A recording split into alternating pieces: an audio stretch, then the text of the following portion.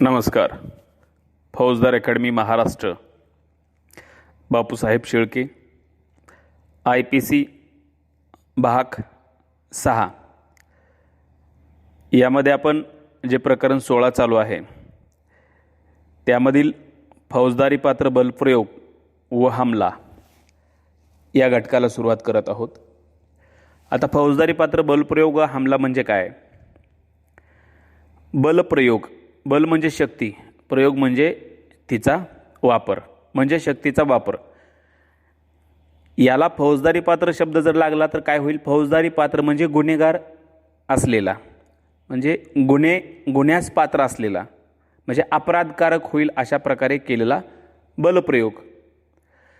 त्यानंतर हमला कशा पद्धतीने हमला होऊ शकेल आणि या दोन्ही गोष्टीला असलेली शिक्षा, हे घटक आपण थोडक्यात बघणार आहोत. तर बलप्रयोग नेमका कशा पद्धतीने केला जातो हे आपल्याला 349 मध्ये आहे.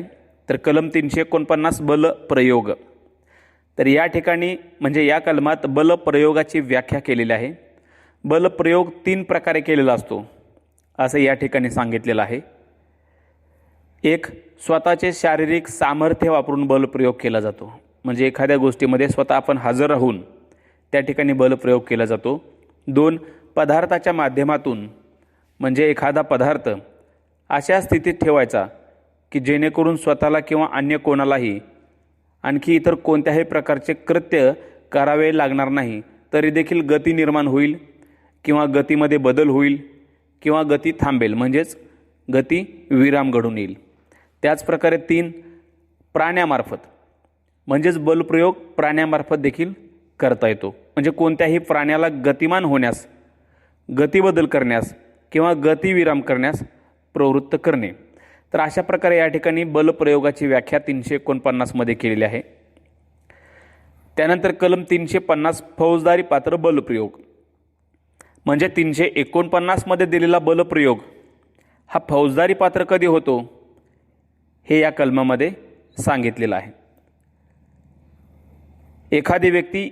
एखाद्या व्यक्तीच्या बाबतीत तिच्या संमतीशिवाय उद्देशपूर्वक बलप्रयोग करते व तो बलप्रयोग अपराध करण्याच्या कारणासाठी असेल किंवा जिला बलप्रयोग करण्यात आला त्या व्यक्तीस अशा बलप्रयोगामुळे नुकसान पोचावे किंवा तिला भीती वाटावी किंवा तिला त्रास व्हावा असा जर त्यामागे आरोपीचा उद्देश असेल किंवा अशा बलप्रयोगामुळे तसे होण्याची शक्यता आहे अशी जाणीव असेल, शक्यता असेल, तर तो संबंधित व्यक्तीच्या बाबतीत फौजदारी पात्र बलप्रयोग करतो असे म्हटले जाते. आता याचं आपण उदाहरण बघूया. सुनील हा नदी किनाऱ्याला दोराने बांधून ठेवलेल्या नावेमध्ये बसलेला आहे. तेव्हा रमेश हा काय करतोय, तर तो दोर सोडून टाकतो आणि अशा प्रकारे उद्देश बाळगून नावेला प्रवाहात वाहत जायला लावतो, म्हणजे जेणेकरून ती नाव प्रवाहामध्ये जाईल असे वर्तन करतो. म्हणजे या ठिकाणी तो उद्देशपूर्वक सुनीलच्या ठायी गती निर्माण करतो. तर येथे रमेशने उद्देशपूर्वक बलप्रयोग केलेला आहे. आणि दुसरे असे सांगता येईल की हा केलेला बलप्रयोग जर सुनीलला भीती वाटावी किंवा त्याला त्रास व्हावा किंवा त्याचे काही नुकसान व्हावे हा जर उद्देश मनामध्ये ठेवून रमेशने केलेला असल्यास तर तो बलप्रयोग फौजदारी पात्र बलप्रयोग होतो. त्यानंतर कलम 351 हमला. आता हमला म्हणजे काय आपण बघतोय की अंगावर धावून जाणे, म्हणजे थोडक्यात हमला या घटकाची या ठिकाणी व्याख्या केलेली आहे. तर आता आरोपी काय करतोय, हावभाव करतो, तयारी करतो. अशा प्रकारे तो हावभाव किंवा तयारी करतो की समोर असलेल्या व्यक्तीच्या मनामध्ये तो फौजदारी पात्र बलप्रयोग करतो की काय, अशा प्रकारची भीती त्याच्या मनामध्ये निर्माण व्हावी असा आरोपीचा त्यामागे उद्देश असतो. किंवा समोरच्याच्या मनात तशी धास्त निर्माण होऊ शकते अशी शक्यता किंवा त्याला जाणीव असेल, अशी जर परिस्थितीमध्ये त्यानं जर हावभाव किंवा तयारी केली तर काय होईल, त्याने हमला केला किंवा तो हमला करतो असे म्हटले जाते. आता इथं स्पष्टीकरणामध्ये काही गोष्टी दिलेल्या आहेत की केवळ शब्दाने हमला होत नाही, परंतु शब्द उच्चारून त्या अनुषंगाने हावभाव किंवा तयारी जर असेल तर या गोष्टीवरून शब्दाचा अर्थ पाहता तो हमला होईल. या ठिकाणी दुखापत किंवा शारीरिक स्पर्श केलेला नसतो किंवा केला जात नाही, तर केवळ लांबूनच दमदाटी केली जाते किंवा भीती निर्माण केली जाते. आता उदाहरण बघूया. मी तुला झोडपून काढीन असे रमेश सुनीलला म्हणतो. तेव्हा या ठिकाणी नुसत्या शब्दाची गणना हमल्यामध्ये होत नाही. म्हणजे केवळ वाक्य उच्चारले असेल तर हमला होणार नाही. परंतु मी तुला आता झोडपून काढीन असे म्हणत रमेश जर हातामध्ये काठी घेतो आहे, तर यावेळेला काय होईल? उच्चारलेल्या शब्दांनी परिस्थितीचा खुलासा झालेले हावभाव हमला या सदरामध्ये येतील. म्हणजे शब्दही उच्चारतोय आणि त्या दृष्टीने काय करतोय? तो हावभाव करतोय. तर त्यावेळेला काय होईल? हा हमला होईल. त्यानंतर कलम 352 गंभीर प्रक्षोभ कारण नसताना एरवी हमला किंवा फौजदारी पात्र बलप्रयोग करण्याबद्दल शिक्षा. आता प्रक्षोभ कारण म्हणजे काय? राग येण्यासाठी असलेली परिस्थिती. आता खाली दिले की एखाद्या व्यक्तीकडून गंभीर व आकस्मित प्रक्षोभ कारण घडले नसतानाही जो कोणी तिच्यावर हमला किंवा फौजदारी पात्र बलप्रयोग करील तर त्याला शिक्षा दिलेली आहे 3 महिन्यापर्यंत किंवा 500 रुपये किंवा दोन्ही शिक्षा. आता इथं स्पष्टीकरणामध्ये काही मुद्दे दिलेले आहेत. एक, अपराध्याने अपराधासाठी निमित्त म्हणून शोधलेले किंवा मुद्दाम उकरून काढलेले असेल. म्हणजे जर ते प्रक्षोभ कारण अपराध्याने अपराधासाठी निमित्त म्हणून शोधलेले असेल किंवा मुद्दाम उकरून काढलेले असेल. 2, असे प्रक्षोभ कारण म्हणजे राग येण्याचे कारण कायद्याचे पालन करताना किंवा एखाद्या लोकसेवकाने त्याच्या अधिकाराचा कायदेशीर वापर करून केलेल्या कोणत्याही गोष्टीमुळे जर आलेले असेल. त्याचबरोबर खाजगीरित्या बचाव करण्याचा कायदेशीर हक्क वापरताना झालेले असेल. म्हणजेच रागाचे कारण जर आता आपण वाचलेल्या किंवा पाहिलेल्या 3 पद्धतीने असेल तर शिक्षा कमी होणार नाही. त्याचबरोबर रागाचे कारण हे तात्कालीन परिस्थितीवर अवलंबून असते असं देखील या ठिकाणी म्हटलेलं आहे. हे कलम 351 मधील अपराधासाठी सर्वसाधारण शिक्षा कलम आहे. परंतु हमला रागाच्या भरात केला नसेल तरच या कलमानुसार शिक्षा देता येते. ही गोष्ट आपल्या लक्षामध्ये ठेवली पाहिजे. हा अपराध NC आहे, जामीन पात्र आहे, प्रथम वर्ग आहे, CRPC 320(1) प्रमाणे आहे. आता CRPC 320(1) CRPC 320(2) असे ज्या वेळेला वाचण्यात येईल त्यावेळेला आपण या गोष्टी लक्षात ठेवायच्यात की 320(1) जर असेल तर तो अपराध कोर्टाची संमती न घेता आपापसात मिटवता येतो आणि 320(2) जर असेल तर कोर्टाची संमती घेऊनच तो अपराध मिटवता येतो. असा आपण अर्थ प्रत्येक ठिकाणी घ्यायचा आहे. त्यानंतर कलम 353 लोकसेवकाला त्याचे कर्तव्य पार पाडण्यापासून धाकाने परावृत्त करण्यासाठी हमला किंवा फौजदारी पात्र बलप्रयोग करणे. आता या ठिकाणी काय आहे की कोणताही लोकसेवक असेल आणि तो आपले कर्तव्य पार पाडत असेल तर अशा वेळेला त्याचे कर्तव्यास प्रतिबंध करण्याच्या उद्देशाने किंवा त्याच्या कर्तव्य करत असलेल्या परिस्थितीपासून त्याला धाकाने परावृत्त करण्याच्या उद्देशाने जो कोणी त्याच्यावरती तो काम करत असताना किंवा काम केले म्हणून किंवा एखादे काम करू नये म्हणून हमला किंवा फौजदारी पात्र बलप्रयोग करील तर त्याला 5 वर्षापर्यंत किंवा द्रव्यदंड किंवा दोन्ही शिक्षा होतील. परंतु इथं एक गोष्ट लक्षात ठेवणं गरजेचं आहे की लोकसेवक जे काम करत असेल ते काम कायदेशीर नेमून दिलेले असले पाहिजे. कारण जर तो खाजगी काम करत असेल तर या कलमानुसार अपराध होणार नाही. हा अपराध दखलपात्र आहे, जामीन पात्र आहे आणि प्रथम वर्ग दंडाधिकाऱ्यापुढे चालतो. त्यानंतर कलम 354 स्त्रीचा विनयभंग करण्याच्या उद्देशाने तिच्यावर हमला किंवा फौजदारी पात्र बलप्रयोग करणे. आता जो कोणी कोणत्याही स्त्रीवर हमला किंवा फौजदारी पात्र बलप्रयोग करील आणि असे कृत्य करण्यामागे त्याचा जर उद्देश विनयभंग करण्याचा असेल किंवा आपल्या अशा प्रकारच्या कृत्यामुळे तिची विनयभंग होण्याची शक्यता आहे अशी त्याला जाणीव असेल आणि तरी देखील त्या परिस्थितीमध्ये आरोपीने अशा प्रकारचे कृत्य केले तर त्यास 1 वर्ष म्हणजे किमान 1 वर्ष ते 5 वर्षापर्यंत कारावास होऊ शकतो व त्याला द्रव्यदंड देखील आहे. आता या कलमानुसार म्हणजे 354 कलमानुसार एखादी स्त्री सुद्धा आरोपी होऊ शकते. हा अपराध दखलपात्र आहे, जामीन पात्र आहे, प्रथम वर्ग, त्याचबरोबर CRPC 320(2). त्यानंतर कलम 354(अ) लैंगिक सतावणूक म्हणजे छळवणूक व त्यासाठी शिक्षा. आता लैंगिक सतावणूक नेमकं कशाला म्हणता येईल आणि त्याच्यासाठी शिक्षा असे दोन गोष्टी याच्यामध्ये दिलेल्या आहेत. तर एक मध्ये दिलेलं आहे की एखाद्या पुरुषाने खालीलपैकी कृती केल्यास तर तो या कलमानुसार दोषी ठरेल. पोटकलम 1 मधील ह्या गोष्टी आहेत. पोटकलम 1चे खंड 1 शरीर स्पर्श आणि नको वाटणाऱ्या स्पष्ट लैंगिक संबंधासाठी मैत्री करण्याचा प्रयत्न. खंड 2 लैंगिक संबंधाची मागणी किंवा विनंती करणे.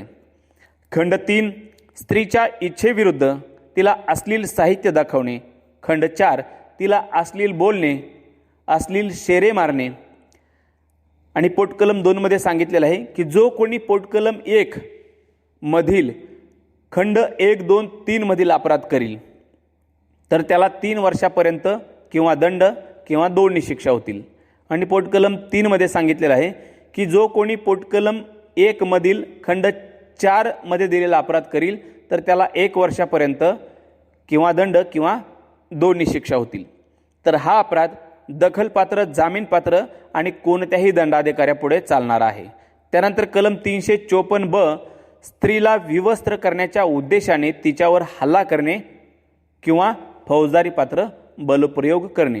आता या ठिकाणी काय करतोय, कोणताही पुरुष स्त्रीला नग्न करण्याच्या किंवा तिला नग्न होण्यास भाग पाडण्याच्या उद्देशाने तिच्यावर हल्ला करत असेल किंवा तिला नग्न होण्याची सक्ती करत असेल आणि अशा प्रकारचे उद्देश बाळगून तिच्यावरती फौजदारी पात्र बलप्रयोग करील किंवा असे उद्देश ठेवून बलप्रयोग करण्यास कोणास प्रवृत्त करील किंवा सहाय्य करील तर त्याला 3 वर्ष, किमान 3 वर्ष ते 7 वर्षापर्यंतचा कारावास अधिक द्रव्यदंड आहे.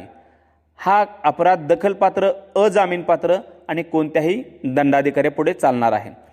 त्यानंतर कलम 354 क स्त्रीच्या अवयवाकडे बघून किंवा नैसर्गिक कृती करताना बघून लैंगिक समाधान मिळवणे म्हणजेच चोरून अश्लील चित्रण करणे असं देखील या कलमाचं हेडलाईन होईल. तर आता या ठिकाणी काय सांगितलेलं आहे की एखादी स्त्री ज्या परिस्थितीत खाजगी कृत्य करताना, आता खाजगी कृत्य म्हणजे काय ते आपल्याला पुढे बघायचं आहे. तर अशा प्रकारचे खाजगी कृत्य म्हणजे ती जे नैसर्गिक कृत्य असते ते करत असताना तिला एखादा चित्रण करणारा किंवा त्याच्या वतीने काम करणारा कोणी सर्वसामान्य पाहू शकणार नाही अशी तिची अपेक्षा असते. आणि अशा अपेक्षा असलेल्या ठिकाणी ती तिचे एकांतवासातील कृत्य करण्यात गुंतलेले असताना, आता एकांतवासातील कृत्य म्हणजे कपडे घालणे, कपडे काढणे किंवा शौचास जाणे किंवा लघवीक करणे, अशा प्रकारचे कृत्य करण्यात गुंतलेले असताना जो कोणी पुरुष तिला पाहिल किंवा आपण पाहिले आहे असे म्हणून त्या गोष्टीचा प्रसार करील किंवा तिचे चित्रण करील किंवा केलेले असे चित्रण प्रसारित करील आणि असे जर केले तर त्याने हा अपराध प्रथम केल्यास त्याला 1 वर्ष ते 3 वर्षापर्यंतचा कारावास व दंड आहे. आणि त्यानंतरच्या कोणत्याही अपराधास 3 वर्ष ते 7 वर्षापर्यंत व दंड आहे. आता इथं स्पष्टीकरणामध्ये दिलेलं आहे स्पष्टीकरण एक खासगी कृती. आता खासगी कृती कशाला म्हणता येईल की जे कृत्य असतं ते कृत्य करत असताना गुप्तता राखलेली असते म्हणजे त्याला खासगी कृती म्हणायची. म्हणजे काय, ती कृती करत असताना त्या व्यक्तीचे जननेंद्रिये, नितंब स्तन झाकलेले नसतात किंवा फक्त आतील वस्त्राने झाकलेले असतात किंवा अशी पीडित व्यक्ती शौचालयाचा वापर करत असेल किंवा ज्या सार्वजनिक ठिकाणी करत नाहीत अशा लैंगिक कृती करत असेल, अशी जी परिस्थिती आहे त्याला खासगी कृती म्हणायचं असं स्पष्टीकरण 1 मध्ये सांगितलेलं आहे. त्यानंतर स्पष्टीकरण 2 जेव्हा कोणतेही छायाचित्र घेण्यास, चित्रण करण्यास म्हणजे फोटो घेण्यासाठी किंवा त्याचं शूटिंग करण्यासाठी म्हणजे चित्रण करण्यासाठी त्या पीडित व्यक्तीने संमती दिलेली असते फक्त घेण्यासाठी, परंतु त्या फोटोचे, त्या छायाचित्राचे, त्या चित्रणाचे इतर व्यक्तींना प्रसारण करण्याची संमती दिलेली नसते आणि तरी देखील ते प्रसारण केल्यास तर काय होईल, या कलमाखाली तो अपराध होईल. तर हा अपराध दखलपात्र आहे, जामीनपात्र आहे आणि कोणत्याही दंडाधिकाऱ्यापुढे चालतो. त्यानंतर कलम 354 ड चोरून पाठलाग करणे म्हणजे स्त्रीचा चोरून पाठलाग करणे. तर आता इथं पोटकलम 1 आपल्याला बघायचा आहे. जो कोणी पुरुष, त्याच्यामध्ये 1-2 दिलेला आहे, एखाद्या स्त्रीचा चोरून पाठलाग करत असेल व त्या स्त्रीने आपल्याशी जवळीक साधावी म्हणून तिला उत्तेजन देण्यासाठी जरी त्या स्त्रीने स्पष्ट नकार दिलेला असला तरीही तिच्या जवळ जाईल किंवा तसा प्रयत्न करेल, म्हणजे थोडक्यात काय, एखाद्या स्त्रीवर पाळत ठेवणे, ओळख नसताना संबंध वाढवणे, अशा गोष्टी याच्यामध्ये येतात. त्यानंतर घटक 2, कोणत्याही इलेक्ट्रॉनिक साधनाच्या वापरावर बारीक लक्ष ठेवणे, जसे की आता सायबर गुन्हे होतात. परंतु या ठिकाणी आता हे पोटकलम 1 जे बघितलं की चोरून पाठलाग कशाला म्हणायचं, तर ह्या गोष्टी पोटकलम 1 मध्ये दिलेल्या आहेत. त्याच्यामध्ये पोटकलम 1 मध्ये 1 आणि 2 असे 2 घटक आहेत. त्याच्यामध्येच परंतु दिलेला आहे की हा पाठलाग कधी होणार नाही याचं स्पष्टीकरण सांगितलेलं आहे 1, 2, 3 मुद्दे देऊन. त्यातला मुद्दा 1, जर एखादा गुन्हा रोखण्यासाठी व गुन्हा तपासणीसाठी असा पाठलाग होता ज्याने पाठलाग केला होता किंवा ज्याच्यावर पाठलाग केल्याचा आरोप असलेल्या व्यक्तीवर शासनाने गुन्हा रोखण्याची व तपास कामाची जबाबदारी सोपवली होती. 2, असा पाठलाग हा कायद्यानुसार होता किंवा तो परिस्थितीनुरूप होता किंवा कायद्याने सोपवलेल्या आवश्यकतेनुसार होता. 3, विशिष्ट परिस्थितीमध्ये तसे वागणे म्हणजे तसा पाठलाग करणे योग्य व कायदेशीर होते असे जर आरोपीने सिद्ध केले, म्हणजे हे 3 मुद्दे जर सिद्ध केले तर त्याची वर्तणूक ही या कलमानुसार असणार नाही, म्हणजे तो चोरून पाठलाग होणार नाही. आता पोटकलम 2 मध्ये शिक्षा दिलेली आहे. पोटकलम 2 मध्ये शिक्षा अशी दिलेली आहे की 3 वर्षापर्यंत कारावास व दंड प्रथम गुन्हा केल्यास, आणि त्यानंतर जर गुन्हा केला तर त्यानंतरच्या प्रत्येक अपराधास 5 वर्षापर्यंत व दंड दिलेला आहे. हा अपराध दखलपात्र आहे, जामीन पात्र आहे. परंतु जो दुसरा प्रकार आहे म्हणजे प्रथम गुन्हा केल्यानंतर परत गुन्हा केल्यास तो मात्र अजामीन पात्र आहे आणि कोणत्याही दंडाधिकाऱ्यापुढे खटला चालतो. त्यानंतर पुढचा घटक आहे अपनयन, अपहरण, गुलामगिरी, वेठबिगार याविषयी. आता कलम 359 अपनयन. आता अपनयन आणि अपहरण याच्यामधला आपल्याला फरक बघायचा आहे. इथं आपण अपनयन बघूया. अपनयन म्हणजे किडनॅपिंग, लक्षात ठेवायचं. किडनॅपिंग जसं की लहान मुलांना चोरून नेणं, त्यांचं किडनॅपिंग करणं, त्याला अपनयन असं म्हणायचं. आता या अपनयनाचे 2 प्रकार दिलेले आहेत. भारतामधून अपनयन करणे आणि कायदेशीर पालकाच्या ताब्यातून अपनयन करणे, असे 2 प्रकार आहेत.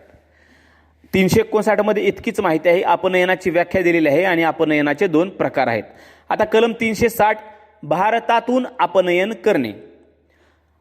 आता जो कोणी कोणत्याही वयाच्या व्यक्तीस, लक्षात ठेवायचं आहे, कोणत्याही वयाच्या व्यक्तीस तिच्या संमतीशिवाय किंवा त्या व्यक्तीच्या वतीने जिला संमती देण्याचा अधिकार आहे तिच्या संमतीशिवाय भारताच्या सीमेबाहेर नेतो तर काय होईल, तर तो त्या व्यक्तीचे भारतातून अपनयन करतो. म्हणजे कोणत्याही वयाची व्यक्ती असेल, समजा लहान असेल, अज्ञान असेल, वेडचर असेल, तर तिच्या वतीनं ज्याला संमती देण्याचा अधिकार आहे अशा व्यक्तीच्या संमतीशिवाय काय करतोय, भारताच्या सीमेबाहेर घेऊन जातोय. तर काय होईल, 360 नुसार भारतातून अपनयन होईल. त्यानंतर 361 कायदेशीर पालकाच्या ताब्यातून अपनयन करणे. आता लक्षात घ्यायचं की कायदेशीर पालकाच्या ताब्यात असलेली व्यक्ती म्हणजे कसे असेल, अज्ञान असेल. म्हणजे थोडक्यात आपल्याला बघायचं आहे की कायदेशीर रखवालीमधून अपनयन करणे अशा प्रकारची व्याख्या या कलमामध्ये आहे. म्हणजे या कलमानुसार आरोपी काय करतोय, अज्ञान मुलामुलींचे व कोणत्याही वयाच्या मनोविकल व्यक्तींचे. आता मुलं मुली जर असतील तर त्यांना वय दिलेलं आहे, म्हणजे थोडक्यात त्यांना अज्ञान म्हणलेलं आहे. परंतु जर वेडसर असेल, मनोविकल असेल तर त्याला मात्र इथं वयाची अट नाही. म्हणजे कोणत्याही मनोविकल व्यक्तींचे काय करतोय आरोपी, तर कायदेशीर पालकांच्या ताब्यातून त्याचबरोबर पालकांच्या संमतीशिवाय त्यांचे अपनयन करतो किंवा त्यांना भुरळ पाडून घेऊन जातो.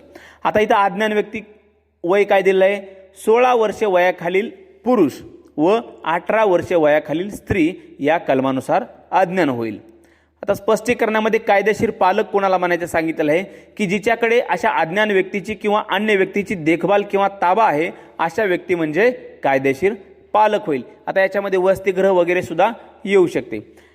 आता या ठिकाणी अपवाद दिला आहे की काही वेळा एखादी व्यक्ती एखाद्या अनावरस बालकाचा, म्हणजे ज्याला वारस कोणी नाही अशा बालकाचा काय म्हणते की मी स्वतः त्याचा पिता आहे असं तो प्रामाणिकपणे जर समजत असेल किंवा आपणच त्याचा कायदेशीर हक्कदार आहोत असं जर तो सद्भावपणे समजत असेल तर अशा वेळी त्याने केलेलं कृत्य हे अपराध नाही. परंतु याच्या मागे त्याचा अनैतिक व बेकायदेशीर उद्देश असता कामा नये.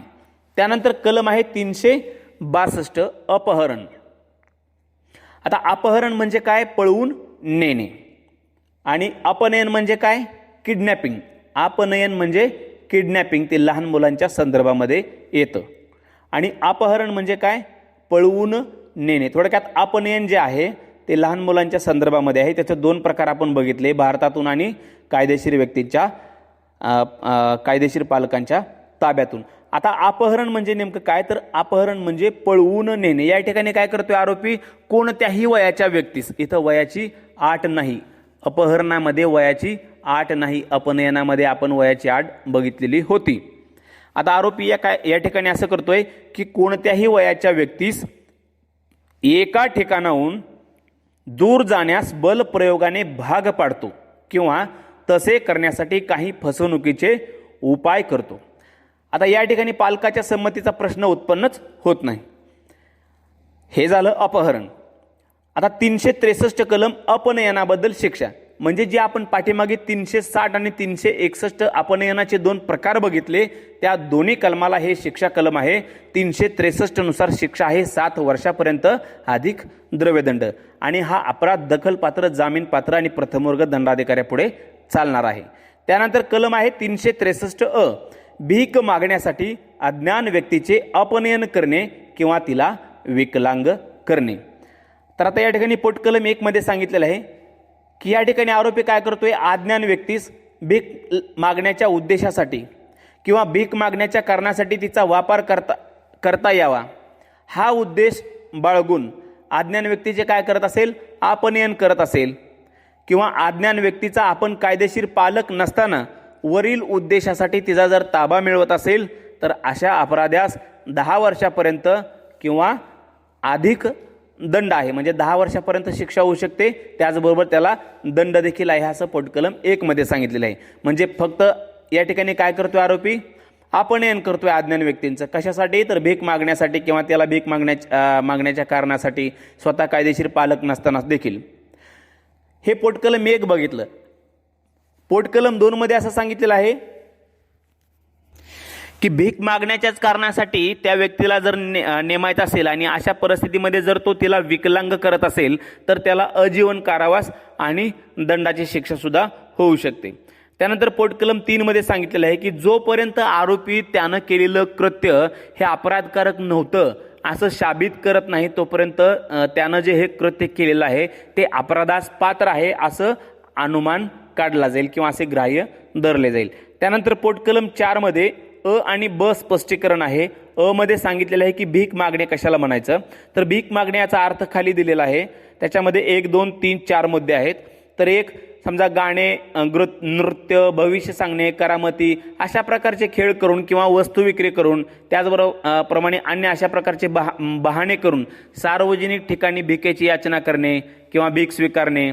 त्याचबरोबर भिकेची याचना करण्यास, भीक स्वीकारण्यास कोणत्याही खाजगी परिवस्तूमध्ये प्रवेश करणे किंवा भीक मिळवण्याच्या, उकळण्याच्या हेतूने स्वतःचे किंवा अन्य व्यक्तीचे किंवा प्राण्याची कोणतेही जखम, इजा, विद्रूप, रोग उघडा करणे. आपण बघतो नेहमीप्रमाणे की एखादा प्राणी असेल, आता समजा 4 पायाची गाय असते परंतु तिला जर दैवयोगाने 5 पाय असतील तर तिचा वापर काय करतात? काही लोक भीक मागण्यासाठी सुद्धा करतात. किंवा एखाद्या लहान मुलांचा पाय तुटलेला आहे तर अशा प्रकारचे जे काही जखमावरण वगैरे आहेत अशा प्रकारचं काय करणे? प्रदर्शन करणे.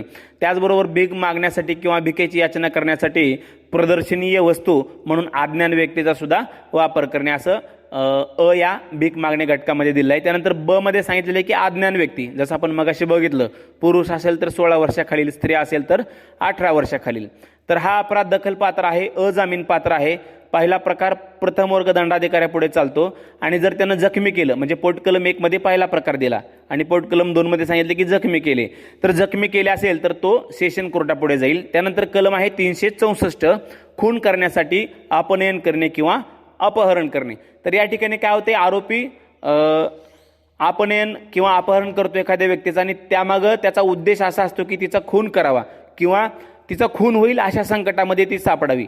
असं जर त्यानं कृत्य केलं तर त्याला अजीव कारावास किंवा 10 वर्षापर्यंत सश्रम दंड होऊ शकतो आणि त्याचबरोबर सक्षम कारावास किंवा अधिक द्रव्यदंड होईल. म्हणजे शिक्षा अशी आहे, त्याला आजीव कारावास किंवा 10 वर्षापर्यंत सश्रम कारावास व दंड.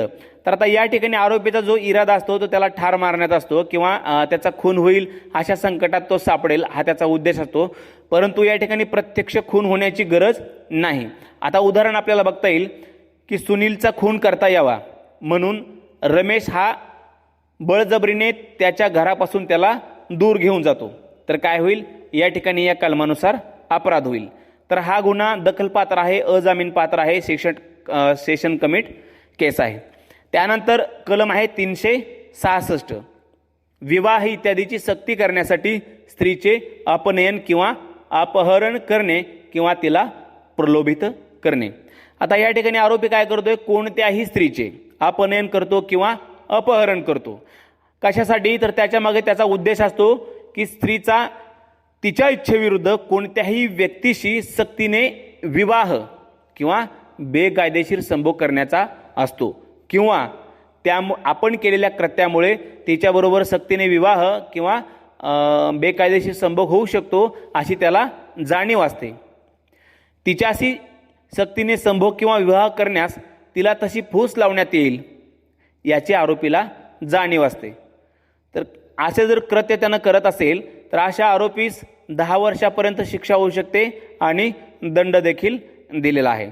त्याचबरोबर सत्तेचा गैरफायदा घेऊन किंवा फौजदारी पात्र धाकधपटशा दाखवून किंवा अन्य इतर सक्तीचे मार्ग वापरून जो कोणी एखाद्या स्त्रीला दुसऱ्या व्यक्तीशी बेकायदेशीर संभोग करण्याची, तिच्यावर जबरदस्ती करता यावी किंवा तिला फूस लावता यावी या उद्देशाने किंवा अशी जाणीव असताना तिला एका ठिकाणाहून दूर जाण्यास प्रवृत्त करील तर काय होईल, असे जरी कृत्य केले तरी देखील तो याच कलमानुसार असलेल्या शिक्षेला पात्र असेल. तर हा अपराध दखलपात्र आहे, अजामीनपात्र आहे आणि ही केस सेशन कमिट आहे, म्हणजे सेशन कोर्टापुढं चालणार आहे. त्यानंतर कलम आहे 366 अज्ञान मुलगी अनैतिक कृत्यासाठी मिळवणे. आता कलमामध्येच बऱ्याच काही गोष्टी आहेत. मुलगी अज्ञान असते आणि अनैतिक कृत्यासाठी मिळवलेले आहे असा या कलमाचा अर्थ आहे. तर आता आरोपी काय करतोय, एखाद्या 18 वर्ष वयाखालील अज्ञान मुलीवर कोण्या दुसऱ्या व्यक्तीशी बेकायदेशीर संभोग करण्याची जबरदस्ती करता यावी किंवा त्याकरता तिला फूस लावता यावी असा उद्देश ठेवून किंवा आपण जर असं कृत्य केलं तर तिच्याबरोबर बेकायदेशीर संभोग होऊ शकतो अशा प्रकारची त्याला जाणीव असताना देखील तो कोणत्याही मार्गाने अशा मुलीला म्हणजे 18 वर्षाखालील मुलीला एखाद्या ठिकाणाहून दूर जाण्यास किंवा कोणतीही कृती करण्यास जर प्रवृत्त करतो तर त्याला या कलमानुसार 10 वर्षापर्यंत कारावास होऊ शकतो आणि द्रव्यदंड देखील दिलेला आहे. या कलमामध्ये उद्देश महत्त्वाचा आहे. थोडक्यात सांगायचं झालं या कलमाबद्दल तर वेश्या व्यवसायाकरता आयात निर्यात बंद करणे हा या कलमाचा प्रमुख उद्देश आहे. आता फूस लावणे म्हणजे नेमकं काय या कलमानुसार, तर आकर्षित करणे, बोरळ घालणे, मोहिनी टाकणे अशा प्रकारे फूस लावणे या शब्दाचा अर्थ घेता येईल. तर हा अपराध दखलपात्र आहे व अजामीनपात्र आहे आणि ही केस म्हणजे हा खटला सेशन कमिट आहे. तर आता आपण झालेली कलमाचा थोडक्यात आढावा घेऊया. कलम 349 बलप्रयोग, कलम 350 फौजदारी पात्र बलप्रयोग, कलम 351 हमला, कलम 352 गंभीर प्रक्षोभ कारण नसताना एरवी हमला किंवा फौजदारी पात्र बलप्रयोग करण्याबद्दल शिक्षा, कलम 353 लोकसेवकाला त्याचे कर्तव्य पार पाडण्यापासून धाकाने परावृत्त करण्यासाठी हमला किंवा फौजदारी पात्र बलप्रयोग करणे, कलम 354 स्त्रीचा विनयभंग करण्याच्या उद्देशाने तिच्यावर हमला किंवा फौजदारी पात्र बलप्रयोग करणे, कलम 354 लैंगिक सतावणूक व लैंगिक सतावणुकीसाठी शिक्षा, कलम 354 स्त्रीला विवस्त्र करण्याच्या उद्देशाने तिच्यावर हल्ला करणे किंवा फौजदारी पात्र बलप्रयोग करणे, कलम 354 स्त्रीच्या अवयवाकडे बघून नैसर्गिक कृती करताना बघून लैंगिक समाधान मिळवणे म्हणजेच चोरून अश्लील चित्रण करणे. त्यानंतर कलम 354D स्त्रीचा चोरून पाठलाग करणे. कलम 359 अपनयन. कलम 360 भारतातून अपनयन करणे. कलम 361 कायदेशीर पालकाच्या ताब्यातून अपनयन करणे. कलम 362 अपहरण. कलम 363 अपनयनाबद्दल शिक्षा. कलम 363 भीक मागण्यासाठी अज्ञान व्यक्तीचे अपनयन करणे किंवा तिला विकलांग करणे. कलम 364 खून करण्यासाठी अपनयन करणे किंवा अपहरण करणे. कलम 366 विवाह इत्यादीची सक्ती करण्यासाठी स्त्रीचे अपनयन किंवा अपहरण करणे किंवा तिला प्रलोभित करणे.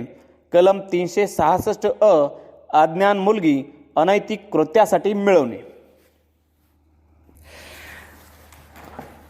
आपली जी कलमे झालेली आहेत IPC साधारणतः 10 पासून आता आपण 366 पर्यंतचे ऑडिओ झालेले आहेत 6 भागामध्ये. तर तुम्ही सगळ्यांनी एक काम करायचं आहे, आपल्याला तुमच्या वहीमध्ये कलमाचं शीर्षक आणि त्याच्यामध्ये असलेली शिक्षा एवढंच लिहायचं आहे. तो अजामीनपात्र आहे का, कुणापुढे चालतो, त्याच्यामधला मजकूर काय, अशा गोष्टी लिहून घेऊ नका. कारण आपल्याला अभ्यासक्रमाला असलेली कलमे कोणती आहेत आणि त्या कलमाचं शीर्षक काय, ही गोष्ट प्रामुख्यानं आपल्या लक्षामध्ये राहणं गरजेचं आहे. त्यासाठी तुमच्या वहीमध्ये फक्त कलम आणि त्याचं शीर्षक लिहा. जसं की कलम 10 पुरुष स्त्री, कलम 11 व्यक्ती इसम, 14 शासकीय सेवक, 21 लोकसेवक, 22 जंग मालमत्ता, 23 गैरलाभ वगैरे वगैरे. याप्रमाणे तुम्ही सिरियलनं सगळी कलमं लिहून घ्या. हा झाला एक भाग. म्हणजे काय होईल, 10 मिनिटामध्ये तुमचं सगळ्या कलमावरती फास्ट रिव्हिजन होईल. तुम्हाला 2 मिनिटामध्ये सगळी 10 पासून 511 पर्यंत कलमं सांगता आली पाहिजे. सगळी मिळून 200च्या आसपास आपल्याला अभ्यासक्रमाला कलमे आहेत. आणि दुसरी गोष्ट अशी की आपण जे कलमावरील प्रश्न देत आहोत हे सध्या तुमच्या वहीमध्ये लिहून घ्या. ज्यांनी अगोदर वह्या केलेल्या आहेत त्यांनी ठीक आहे, ज्यांनी केल्या नसतील त्यांनी प्रश्न संच असं वहीवरती नाव टाकून त्याच्यामध्ये IPCचे मी जेवढे प्रश्न देईल तेवढे लिहून घ्या. यानंतर मी परत आपला अभ्यासक्रम झाल्यानंतर असंख्य प्रश्न बनवून देणार आहे की जेणेकरून तुम्हाला मार्केटमधला कुठलाही प्रश्नसंच घेण्याची आवश्यकता नाही. झालेली कलमे वाचत चला, त्याच्यावरती रिव्हिजन करत चला.